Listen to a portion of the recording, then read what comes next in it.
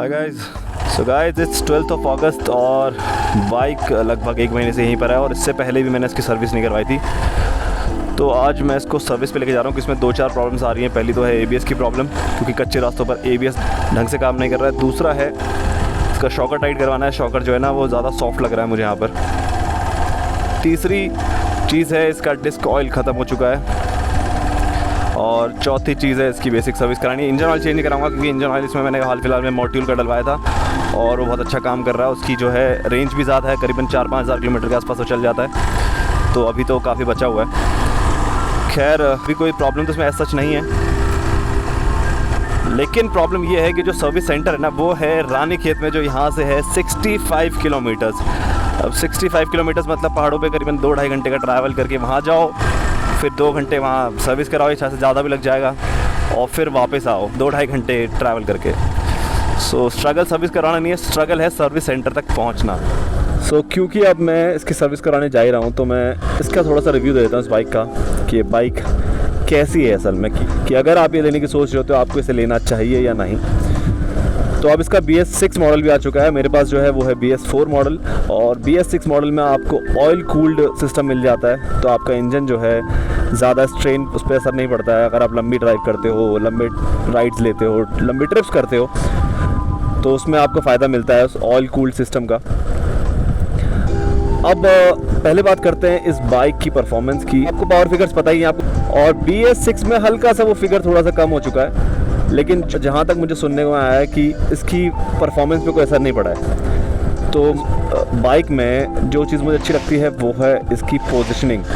ठीक है, ये बहुत अपराइट पोजीशन है और टूरिंग के लिए बहुत सही लगी मुझे ये पोजीशन। मेरे को कभी भी ऐसे कंधे में दर्द नहीं हुआ, या मैं लंबी टूर पे गया हूँ तो ज़्यादा थकान फील नहीं होती है।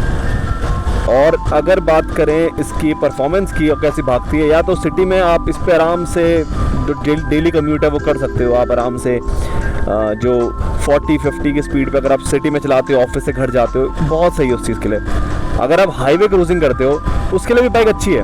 मतलब लोगों ने कहा है कि अंडर पावर्ड है, यार 200 सीसी का इंजन है। हाँ, मैं जानता हूँ कि इस सेगमेंट की जो दूसरी बाइक्स हैं वो इससे ज़्यादा पावर जनरेट करती हैं, बट ये जो आपको रिलायबिलिटी देती है, जो कॉन्फिडेंस देती है ना बाइक हाईवे पे, वो शायद से वो ना दे। क्योंकि ये एक तो टॉल पोजीशन है, बड़े टायर हैं, ठीक है, डुअल पर्पस टायर है, उसकी वजह से भी इसकी स्पीड थोड़ी सी कम हो जाती है। ठीक है, लेकिन जिस तरह से हाईवे पे क्रूज़ करती है, मतलब आप 90 से 100 के बीच में बहुत आराम से क्रूज़ कर सकते हो। मैं पिलियन के साथ भी 110 तक कंटिन्यूसली चलाई है। हाँ, थोड़ा सा वाइब्रेशन आती है हैंडल बार पर, फुट पैक्स पे मुझे उतनी वाइब्रेशन फील नहीं होती, टैंक पे हल्की सी होती है, बट ओवरऑल आप इस पे 90 की स्पीड पर आराम से क्रूज़ कर सकते हो, और जो मेरे हिसाब से 200 सीसी बाइक के लिए काफ़ी है। और इंडियन रोड्स को देखते हुए ना तो ये बाइक ज़्यादा जाती है और ना मैं इससे ज़्यादा जाना चाहता हूँ। 80, 90, 100 is more than enough for me. दूसरी चीज़ जो मुझे इसमें अच्छी लगती है वो है इसका टॉर्क। तो यार फर्स्ट सेकंड जो गियर है ना वो बहुत टॉर्की है, उसमें बहुत करंट मिलता है आपको। एकदम खींचोगे आपको सेकंड गियर पे आप 45-46 चले जाओगे। ठीक है, और जैसा बताया परफॉर्मेंस उतनी टॉप एंड पे नहीं है। जो आप फोर्थ गियर डालोगे उसमें आप 90 जा सकते हो, बट फिफ्थ गियर जहाँ से आपको 110-120 तक ले जाएगा, उसके बाद वो स्ट्रेन करने लग जाता है। अब एक चीज़ जो मुझे इसमें और अच्छी लगती है वो है बिल्ड क्वालिटी। यार इस बाइक की जो बिल्ड क्वालिटी है वो बहुत अच्छी है। ठीक है, और अभी मैं लगभग इस पर 6500 किलोमीटर कंप्लीट कर चुका हूँ। मेरे को अभी तक कोई डैमेज इशू नहीं आया। हाँ, एक डैमेज इशू आया था, जो उसका पीछे का गार्ड होता है पैरों के पास, उसकी एक जो तिल्ली थी वो टूट चुकी थी। ठीक है, वो हल्की सी वेल्डिंग से काम चल गया, बट हाँ ओवरऑल कोई मेजर इशू नहीं आया इसमें अभी तक। यहाँ तक कि जो टायर है वो भी टायर्स भी बहुत अच्छे हैं। अभी तो कोई पंचर नहीं है इस बाइक पे 6500 किलोमीटर कंप्लीट करने के बाद भी। अब टच वुड बोल देते हैं यार अभी, क्योंकि मेरे को बहुत लंबा जाना है, तो अभी ना हो बस। ठीक है, खैर और जो चीज़ में अच्छी है वो है इसके फ्रंट शॉकर। जो फ्रंट शॉकर है वो बहुत सही है भाई, मतलब क्या वो गड्ढों को झेलता है, मज़ेदार। ठीक है, आप गड्ढों में कूद जाओ, कहीं भी ले जाओ। एक तो बहुत लंबा ट्रैवल है उनका, जिसकी वजह से ये गड्ढों को आराम से झेल लेते हैं और आपको पता भी नहीं चलता है। पिलियन पे असर पड़ता है, क्योंकि जो पीछे के शॉकर हैं वो उतने अच्छे नहीं हैं, तो वो तो झटके झेलता है भाई। ठीक है, अब बात कर लेते हैं इसमें क्या अच्छा नहीं है। पहली चीज़ जो इसमें अच्छी नहीं है वो है इसकी सीट। ठीक है, सीट जो है वो बहुत हार्ड है, और वो बनी भी हार्ड जानबूझ के, क्योंकि ऑफ रोडर है। ये टोरर कंपनी ने कभी भी नहीं कहा इसको, टोरिंग का इसका दूसरा वर्जन आता है, और उसकी सीट भी कुछ ऐसी है, बट थोड़ी सी सॉफ्ट है वो, और उसमें एक अलग पैटर्न है। और राइडर के लिए तो जो मेन राइडर है उसके लिए फिर भी ठीक है, जो सीट है वो फिर भी ठीक है। मैंने इस पर काफ़ी राइड करी है।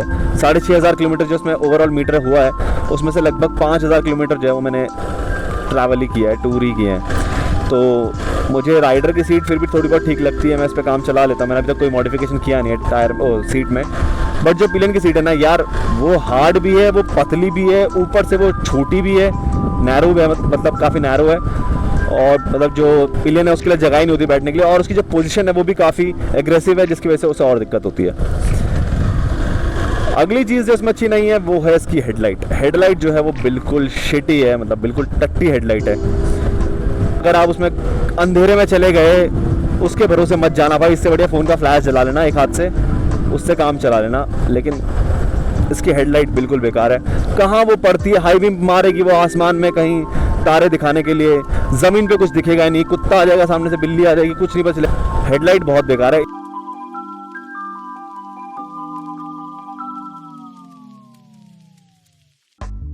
अब इसकी मॉडिफिकेशन की बात करते हैं कि मैंने इस बाइक में क्या क्या मॉड कराया। तो सबसे पहले इसमें मैंने मॉड कराया है फॉग लैंप्स, जो मैंने आपको बताया। मैंने फॉग लैंप्स लिए थे अमेज़ॉन से, लिंक डाल दूंगा मैं नीचे, आप जाके चेक कर सकते हो। ये जो लैंप्स हैं, मेरे एलईडीज़ जो हैं ये स्ट्रॉन्ग है, बिल्ड क्वालिटी सही है, सस्ते हैं। ये 500 रुपये के 2 एलईडीज़ हैं। इनका फोकस अच्छा नहीं, बट इनका स्प्रेड अच्छा है, ठीक है। आपको पहाड़ों पे बहुत अच्छे हेल्प करते हैं ये, बट हाईवे पे मैं इन पर रिस्क नहीं लेता। हाईवे पे इतने अच्छे दमदार नहीं है, क्योंकि अगर आप डबल लेन पे चल रहे हो और सामने से ट्रक या वो आ रहा है तो ये उनका सामना नहीं कर पाएंगे, ये उनके आगे दब जाएंगे। दूसरी चीज़ मैंने इसमें करवाई है, जैसे इसके इंडिकेटर्स चेंज करा के सिमटेक के इंडिकेटर्स लगवाए हैं, एलईडीज़ हैं। आपको कुछ नहीं करना होता, बस प्लग एंड प्ले है, आपको पुराने इंडिकेटर निकालने हैं, वो लगा देने हैं। उसके बाद मैंने कराया इसमें हज़ार्ड लैंप्स लगवाए हैं। ये मैंने लगवाया था करोल बाग से, करीबन 700 रुपये का, ठीक है। और अगर मैं एलईडीज़ की बात करूँ तो एलईडीज़ मैंने लगवाई थी 600 रुपये की है शायद से। उस टाइम पे कोई डिस्काउंट चल रहा था, वैसे इसका प्राइस 999 रुपये था। इसका जो कैरियर है वो कैरियर मतलब उसमें इतनी वो नहीं है, मतलब बिल्ड क्वालिटी तो अच्छी है, इतना स्पेस नहीं है कि आप उसमें लगेज बांध सको, एक पिलियन अगर आपके साथ है तो मैंने इसमें एक कैरियर लगवाया था, ठीक है। अब वो कैरियर आपने मेरी दूसरी वीडियोज़ में देखा होगा, और वो कैरियर मुझे इतनी बार धोखा दे चुका है भाई। मैंने करोल बाग से लिया था वो कैरियर, बट वो कैरियर इतना टट्टी निकला वो भाई। इससे पहले जब मैं जोशीमठ वाली ट्रिप करी तब टूटा, फिर मैं यमुनोत्री वाली ट्रिप करी वो फिर टूटा मैंने, क्योंकि उससे पहले वेल्डिंग करा ली थी, उसमें रॉड डलाई। और अभी हाल फिलहाल में भाई वो खाली टूट गया, लगेज भी नहीं था तब भी टूट गया, ठीक है। तो मैं तो आपको सजेस्ट करूँगा कि ये जितने भी करोल बाग वगैरह में जो मिल रहे हैं ना कैरियर, मत लेना, ठीक है। क्योंकि इसका जो कैरियर है ना, अगर आप उसे मॉडिफाई करके उसमें बड़ी ट्रे लगवा सकते हो एक, ठीक है, एक जैसे टॉप रैक रखने के लिए आता है वैसा कुछ लगवा सकते हो, क्योंकि नट से वो जुगाड़ हो सकता है। मैं भी वो जुगाड़ करने वाला हूँ, आपको दिखाऊंगा। बट अगर आप वो कर सकते हो ना, वो बेस्ट है, क्योंकि एक ऑफ रोडर है, बड़े टायर हैं, तो आप बहुत चौड़े मतलब गड्ढे भी इसे कूद के पार कर लेते हो, क्योंकि वो कॉन्फिडेंस आपको बाइक देती है। लेकिन वो कॉन्फिडेंस आपको जो वो कैरियर नहीं देगा, वो चटक जाएगा। उसके बाद मैंने ये लगवाया है ईस्टर्न गार्ड का ये मोबाइल माउंट। अब इसमें जो चार्जिंग वाला भी आता है वो 1500-1600 रुपये का आता है, बट ये मैंने 999 रुपये का विदाउट चार्जिंग लगवाया था, क्योंकि इस बाइक में आपको चार्जिंग मिलती है अंडर सीट। तो मैंने क्या किया, मैंने एक एक्सटेंशन वायर लाया USB-A, उसको मैंने अंडर सीट लाते हुए टैंक के नीचे से लाते हुए यहाँ पे एक टाई से बांध दिया, नीचे इधर है वो। तो मैं उससे चार्ज करता, लेकिन सच बताऊँ वो चार्जिंग ना कामयाब है नहीं, ठीक है। वो इतना अच्छा आउटपुट है ही नहीं उसका कि आजकल के स्मार्टफोन्स या फिर GoPro को चार्ज करते हैं। और GoPro में जब उससे चार्ज करता हूँ ना तो अनस्टेबल पावर सप्लाई की वजह से GoPro हैंग करता है। मतलब अगर मैं वैल्यू फॉर मनी बोलूँ, ये बाइक वैल्यू फॉर मनी है। इस प्राइस पर आपको कोई भी कंपनी इतने सारे फीचर्स, इस तरह की बिल्ड क्वालिटी, हीरो की बिल्ड क्वालिटी एक नंबर भाई। ये बाइक इतनी रिलायबल है, आप बेझिझक बिना कुछ सोचे पकड़ो, स्टार्ट करो और निकल जाओ। 200, 300, 400, 500 किलोमीटर कोई दिक्कत नहीं होगी। हाँ तो यार एक चीज़ बताना भूल गया आप लोगों को एक्साइटमेंट में, कि एक और चीज़ जो मुझे इसमें अच्छी लगती है इस बाइक में, वो है इसकी माइलेज। भाई क्या माइलेज देती है, मतलब FI है ना ये, तो ये आपको एवरेज, मतलब जिस तरह से मैं हाईवे पे चलाता हूँ, मैं हाईवे पे आराम से 90-100 चलाता हूँ, और मैं थोड़ा सा एग्रेसिवली चलाता हूँ, तो ये फिर भी मुझे आराम से 40 to 45 की एवरेज दे देती है। पहाड़ों में भी आपको उसमें उतनी ही माइलेज मिलती है, 40 to 45 माइलेज में उसे एक नंबर और दूंगा भाई। क्योंकि अगर आप टूरिंग कर रहे हो तो माइलेज बहुत बड़ा फैक्टर है आपको बाइक चूज़ करने के लिए। और ये एक मॉडिफिकेशन और किया, वो है झंडा। और ये झंडा अगर आपकी बाइक में नहीं है तो आप एक ट्रैवलर नहीं है। तो हम लोग रानीखेत आ चुके हैं। तो हम लोग हीरो के सर्विस सेंटर पहुंच चुके हैं और हीरो का सर्विस सेंटर जो है उसका नाम है जय बालाजी ऑटोमोबाइल्स। और भाई जो एरिया है ना, ये कहीं से भी नहीं लग रहा कि मैं किसी हिल स्टेशन के अंदर हूँ भाई। बिल्कुल किसी दिल्ली की किसी कच्ची कॉलोनी का एरिया लग रहा है। हाँ, बस थोड़े से घर अलग है। मतलब फिर भी सर्विस सेंटर ढूंढ लिया, बहुत ऐसे ढूंढ ढांड के बहुत घूमना पड़ा, बट मिल चुका है। लेट्स होप कि अच्छी सर्विस हो यहाँ पे। एंड वापस जाना है बहुत लंबा। गाइस, हमने जो बाइक है ना सर्विस सेंटर पे छोड़ दिया। हमें बहुत ज़ोर की भूख लगी थी क्योंकि हम सुबह से कुछ खाना खा के नहीं आए।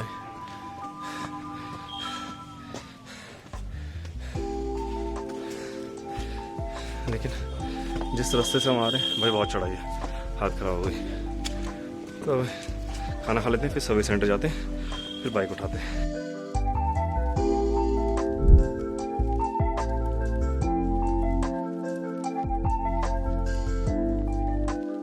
सो रानीखेत बाज़ार में हम कुछ खाने के लिए ढूंढ रहे हैं, बट अभी कुछ नहीं मिला है। बट मार्केट बहुत अच्छी है। मतलब मुझे रियलाइज़ हुआ कि मैं रानीखेत पहले भी आ चुका हूँ, लेकिन अभी बहुत सुंदर लग रही है। और जितने मॉल रोड्स होते हैं ना, ये सारे एक जैसे ही होते हैं, चाहे वो मसूरी हो, चाहे वो नैनीताल हो, चाहे वो शिमला हो, एग्जैक्टली सेम टू सेम। सो हमें एक शॉप नज़र आई है मोमोज चाउमिन है, मोमोज चाउमिन भाई ठीक है। सो मोमोज आर हियर। वाह, ज़बरदस्त, दिखते बहुत सही रहे हैं, स्टीम बहुत सही आ रही है। So let's try. एक दिखते अच्छे रहे।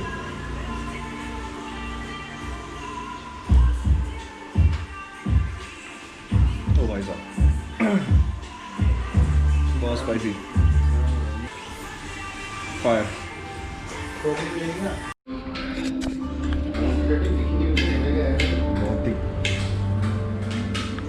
मज़ा तो आ गया, लेकिन अब थोड़ी सी हालत ख़राब हो रही है। बहुत तीखा था भाई।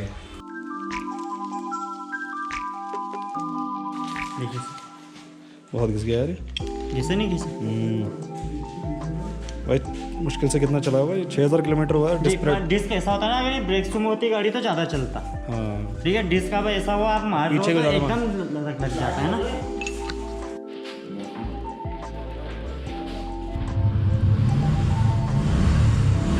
शाम के 3:30 बज चुके हैं और जो बाइक है वो भी वॉश होने गई है। पूरा सर्विस सेंटर खाली हो चुका है, कोई नहीं है यहाँ पे।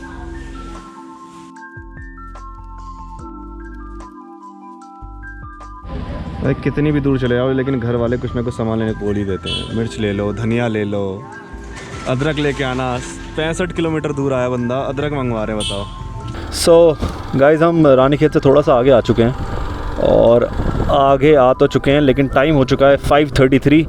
भाई बहुत टाइम लगा दिया सर्विस सेंटर वालों ने। और सच में मतलब हम लोग 1 बजे वहाँ पहुँच चुके थे, लेकिन गाड़ी को बाहर निकलते निकलते 4:30 बज गए। काम की बात करूँ तो यार उन्होंने काम ठीक किया है, ऐसा सच कोई बुरा काम नहीं किया है। और अगर खर्चे की बात करोगे तो यार खर्चा इस बार सर्विस में जो है ना 1200 रुपये आ गया, क्योंकि सर्विस तो फ्री थी। इंजन ऑयल में अपना ले गया था, मैं डलवाया मॉड्यूल 7100 20W50 इस ग्रेड का ऑयल डलवाया, क्योंकि जो इनका हीरो का अपना तेल है मुझे पसंद नहीं आता। अब जो 1200 रुपये जो लगे मेरे, वो इस चीज़ के हैं कि मेरे जो डिस्क पैड्स हैं वो घिस चुके थे, और उसके अलावा उन्होंने कोई चार्ज नहीं लिया, कोई सर्विस कॉस्ट नहीं है, क्योंकि वो सब कुछ फ्री है। 5 सर्विस फ्री हैं अभी तो। मुझे पूरा यकीन है ऊपर बारिश होने वाली थोड़ी देर में, ऊपर बादल साफ नज़र आ रहे हैं। 5:30 बज चुके हैं, 60-65 किलोमीटर चलना है अभी। सो अगर आपको ये वीडियो अच्छा लगा हो तो इसे लाइक करना, शेयर कर सकते हैं। अगर कोई हीरो एक्सपल्स लेने की सोच रहा है, या अगर आप खुद ही हीरो एक्सपल्स लेना चाह रहे हैं तो अपनी फीड पर शेयर कर सकते हैं। दूसरी चीज़ ये है कि कमेंट करके बताना कि आप हीरो एक्सपल्स के साथ कैसा एक्सपीरियंस कर रहे हो, मतलब आपको हीरो एक्सपल्स अगर आपके पास है तो कैसी लग रही है आपको। साथ ही आप मेरे चैनल को सब्सक्राइब कर सकते हैं। मैं वैसे रिव्यूज़ नहीं करता हूँ बाइक के, मैं ब्लॉग्स करता हूँ बेसिकली, बट क्योंकि ज़्यादा टाइम मैं एक्सपल्स ही राइड कर रहा होता हूँ तो मैं एक्सपल्स के बारे में ज़्यादा अच्छे से बता पाता हूँ। खैर, ऐसी वीडियोज़ आप तक पहुँचते रहें, उसके अलावा बेल आइकन भी दबा सकते हैं। सो सी यू इन नेक्स्ट वन।